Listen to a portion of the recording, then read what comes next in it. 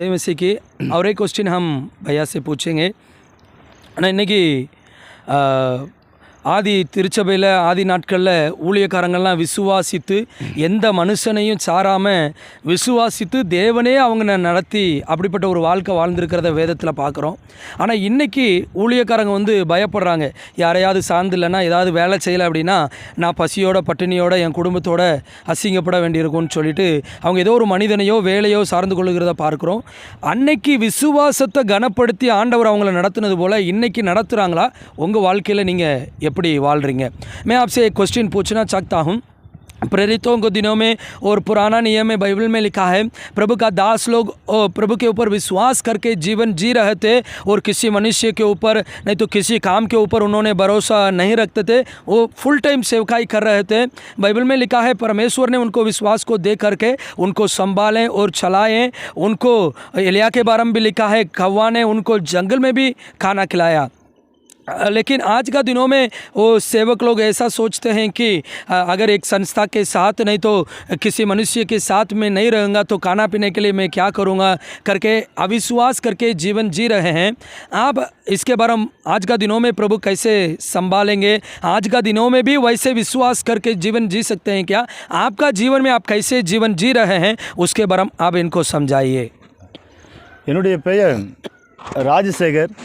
நான் 2011ஆம் ஆண்டு முழு நேர ஊழியத்துக்கு நான் வந்தேன். मेरा नाम राजशेखर है. मैं 2012 में फुल टाइम सेवकाई में मैं आया था. எனக்கு 3 பெண் பிள்ளைகள். मुझे 3 बेटी है. ஊழியத்துக்கு வரும்போது அநேக பேர் 3 பிள்ளைகளை உனக்கு யார் திருமணம் முடிச்சு கொடுப்பான்னு சொல்லி என்ன இழிவாய் பேசினார்கள். मैं जब सेवकाई में आया था तब बहुत लोग मुझे मजाक उड़ाते थे और दूसरे जानते थे 3 बेटी है कैसे इन दिनों को अब शादी करेंगे அப்போ நான் அவங்ககிட்ட कराएंगे. நான் அவங்ககிட்ட சொன்ன ஒரு பதில், நான் ஆராதிக்கிற தேவன் திருமண நாளில் என் பிள்ளைகளுக்கு என்ன செய்வார்னு சொல்லி நான் சவால் விட்டேன். ओ मैंने उन लोगों को ऐसा समझाया, ऐसा जवाब दिया था कि जब मेरा बेटी दिनों शादी का टाइम आएगा तब देखिए प्रभु मेरे जीवन में और मेरा बेटी का जीवन में कैसे चमत्कार करते हैं करके मैं उनको जवाब दिया था. 12 வருஷமா ஆண்டவருடைய ஊழியத்தை முழு நேரமா செய்ய ஆண்டவர் இரக்கம் பாராட்டி இருக்கிறார். मैं 12 साल से प्रभु का सेवकाई कर रहा हूँ. सेवकाई करने के लिए परमेश्वर ने मुझे सहायता की है. ஆனா எந்த ஒரு ஸ்தாபனத்தையும் சார்ந்து இல்ல. मैं किसी संस्था के साथ नहीं है. என்னுடைய ஸ்தாபனம் பரலோகம். मेरा संस्था और मेरा संस्था परलोक है. இப்படி ஆண்டவர் அற்புதமாக ஆச்சரியமாக நடத்தி கொண்டிருக்கிறார். प्रभु इतना चमत्कार करके मुझे जीवन जीने के लिए सहायता कर रहे हैं. இந்த விசுவாச ஊழியத்தில் யாரிடத்திலையும் எங்களுடைய தேவை சொல்லாதபடிக்கு ஆண்டவர் கிருபையினால நடத்தி கொண்டிருக்கிறார். ये विश्वास करके हम सेवकाई कर रहे हैं. इतना साल से हमारा जरूरतों को किसी मनुष्य के सामने हम नहीं बोलते हैं. अनेगर आश्चर्यपड़तक्कदा इन्नैक्कुम இந்த ஊழியத்தில் தேவன் நடத்தி கொண்டிருக்கிறார். बहुत लोग अचंभित हो रहे हैं. वैसे प्रभु हमको संभाल रहे हैं. ஒரு ஊழியக்காரன் தேவ பிள்ளை தேவனுக்கு மாத்திரமே கீழ்ப்படிய வேண்டும். एक सेवक परमेश्वर सिर्फ परमेश्वर के सामने झुकना है और परमेश्वर का आज्ञा मानना है. இன்னைக்கு अनेक பேர் வேலை செய்து கொண்டு இல்லைன்னா ஒரு ஸ்தாபனத்தை சார்ந்து கொண்டு அவங்க இல்லைன்னா இந்த ஊழியத்தை நடத்த முடியாதுன்னு சொல்லி தனக்குள்ளே பயந்து கொண்டு இருக்கிறார்கள். आज का दिनों में बहुत सारे सेवक लोगों को हम देखते हैं वो सोचते हैं अगर एक मनुष्य के साथ नहीं तो एक संस्था के साथ हम नहीं जुड़ेंगे तो मैं खाने के लिए पीने के लिए मैं क्या करूँगा, मुझे अगर किसी के साथ नहीं है तो मैं जीवन जी नहीं सकता हूँ करके ये काम कर रहे हैं. नहीं तो किसी संस्था में रहते हैं. அருமையான தேவனுடைய பிள்ளைகளே, मेरे प्रिय भाई और बहनों, 2020 ஒரு பாப்பாளுக்கு திருமணம் முடிந்தது. 2020 में मेरा एक बेटी को शादी हुआ था. அப்போ என் கையில் ஒரு பைசாவும் கிடையாது. तब मेरे हाथ में 1 रुपया भी नहीं था. 2021 ஒரு பாப்பாளுக்கு திருமணம் முடிந்தது. 2021 में एक बेटी का शादी हुआ था. ஆனால் இந்த திருமணத்தை தேவன் எப்படி முடித்தார் என்றால் ये दोनों का शादी परमेश्वर कैसे शादी करने के लिए सहायता किए. என்கிட்ட இருந்தது ஒரே ஒரு பழைய சைக்கிள் தான் இருந்தது. मेरे पास एक पुराना साइकिल था. அந்த சைக்கிளை விற்று தான் நான் பத்திரிக்கை அடித்தேன். मुझे वो निमंत्रित का कार्ड वो छपवाने के लिए भी पैसा नहीं था. पहले मैं वो साइकिल को 500 रुपया को बेचकर मैंने निमंत्रित का कार्ड मैंने छपवाया था। வெறும் 500 ரூபாய்க்கு தான் விற்றேன். सिर्फ 500 रुपया को भेजा था। அதில் தான் திருமணத்தை தேவன் ஆரம்பித்தார். वो शादी का काम वो 500 में शुरू हुआ था। 2020 அந்த மூத்த பாப்பாளுக்கு திருமணத்தை முடித்து மீதம் எடுக்க தேவன் உதவி பண்ணினார். लेकिन जब मेरा पहला बेटी को शादी हुआ था तो बहुत सारा पैसा भी बचा हुआ था। 2021 ஆண்டவர் அற்புதமாக இரண்டாவது பாப்பாளுக்கு திருமணத்தை முடித்தார். दूसरा बेटी को 2021 में शादी करने के लिए परमेश्वर ने सहायता की है। 2 திருமணம் தேவன் முடித்திருக்காங்க, ஒரு கடன் கிடையாது. 2 बेटी को मैंने शादी कराया, 1 रुपया भी आज तक कर्जा नहीं है। இன்னைக்கும் தேவனை நம்பி வாழ்ந்தா நிச்சயமா தேவன் அற்புதங்களை செய்வார். आज भी आप प्रभु के ऊपर भरोसा रख के जीवन जिएंगे तो प्रभु आपको अच्छी तरीके से संभालेंगे और चलाएंगे। சமீபத்தில் ஒரு 7-8 மாசமா अब अभी लमसम 7-8 महीना के पहले காலையில் விடிய காலமே அந்த மளிகை ஜாமான், அரிசி, பருப்பு எல்லா ஜாமமும் ஒரு மூட்டையில் ஒரு பிரதர் கட்டி கொண்டு வருவார்.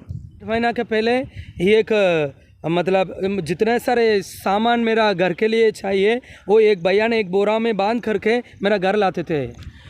நான் அவர்கிட்ட கேட்டேன், இது யார் உங்களுக்கு தந்து விட்டான்னு கேட்டால் சொல்ல மாட்டார். मैंने उनसे पूछा था मेरे लिए ये बोरा में इतना सारे सामान कौन दिए करके मैं उनसे पूछता था, लेकिन उन्होंने मुझे नहीं बताए कौन दिए। அவர் இன்ன வரைக்கும் எனக்கு யாரும் தெரியல. आज तक मुझे नहीं मालूम है वो कौन है। ஆனால் ஒரு 7-8 மாதம் அந்த காரியத்தை அவர் செய்து கொண்டிருந்தார். 7-8 महीना तक उन्होंने ये काम कर रहे थे।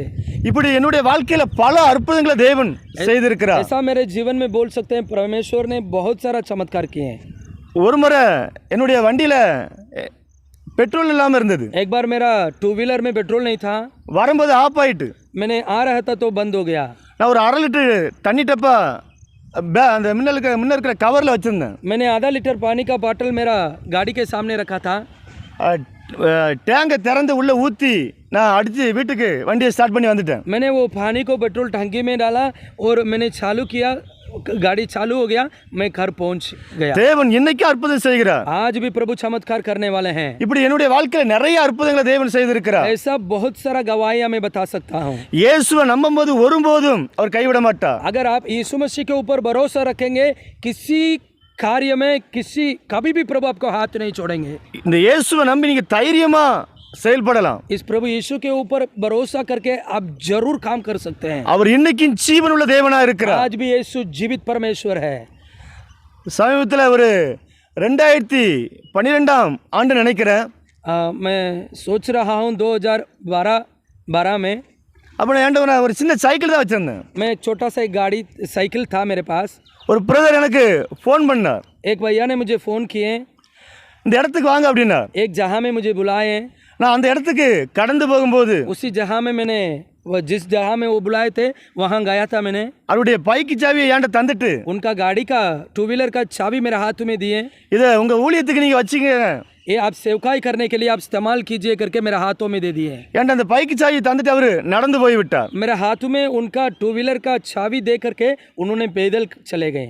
அருமையான தேவனுடைய பிள்ளைகளே, मेरे प्रिय भाई और बहनों, இன்னைக்கும் தேவன் அற்புதங்களை செய்து கொண்டிருக்கிறார். आज भी यीशु चमत्कार कर रहे हैं। நீங்க இந்த இயேசுவை நம்பி தைரியமா உங்க ஊழியத்தில் செயல்படலாம். ये यीशु के ऊपर भरोसा कर सकते हैं और भरोसा करके आप सेवकाई कर सकते हैं।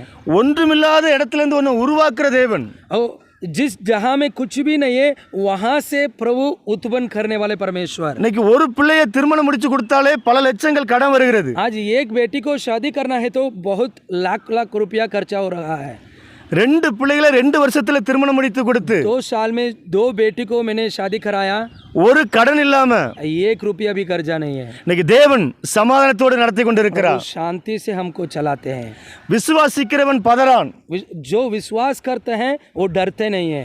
மனுஷனால் கூடாதது தேவனால் எல்லாம் கூடும். जो मनुष्य से नहीं होता है वो प्रभु के लिए संभव है। அதனால ஸ்தாபனத்துல இருந்தாதான் தேவன் என்ன நடத்துவாருங்கிற ஒரு பயம் நமக்குள்ள இருக்கக்கூடாது. संस्था में मैं नहीं रहूँगा तो प्रभु मुझे नहीं चलाएंगे करके आप मत डरिए।